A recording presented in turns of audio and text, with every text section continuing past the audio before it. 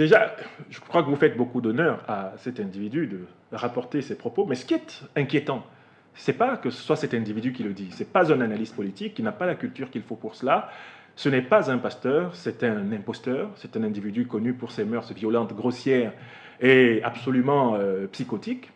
Ce qui est inquiétant, c'est le nombre de personnes qui écoutent ce trublion.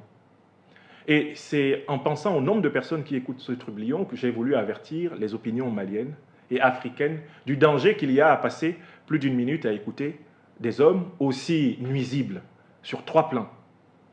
Ce sont des hommes qui revendiquent le christianisme, la religion d'amour, mais qui ne pratiquent pas l'amour et qui sont connus pour des faits de violence, et notamment des faits de violence intolérables envers les femmes.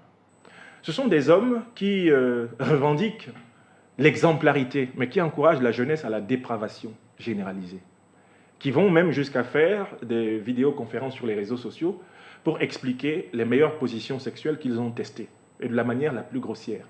C'est le travail de ce monsieur.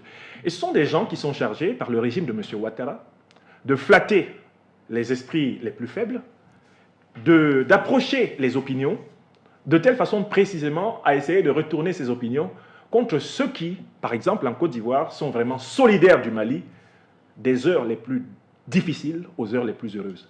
M. Makosso a reçu mission, manifestement des autorités ivoiriennes, pour essayer de distraire une partie de la jeunesse malienne, de l'opinion malienne, en faisant croire que tout d'un coup, il s'était mis à aimer le Mali, juste après la levée des sanctions.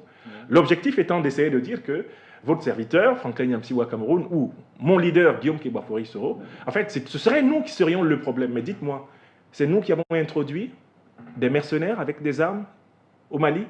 Est-ce que c'est nous qui avons rédigé les sanctions du 9 janvier? C'est nous qui avons dit que les dirigeants maliens étaient des idiots, des ignorants, qu'ils étaient tombés sur la tête, qu'ils ne tiendraient pas 2 mois? Est-ce que c'est nous qui voulons démolir le projet de construction d'une monnaie ouest-africaine? Est-ce que c'est nous?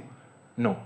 Donc en fait, il faut faire très attention. Oui. C'est le nombre de gens qui écoutent ce genre d'individus insignifiants qui m'a amené à lui administrer une raclée relativement honorable.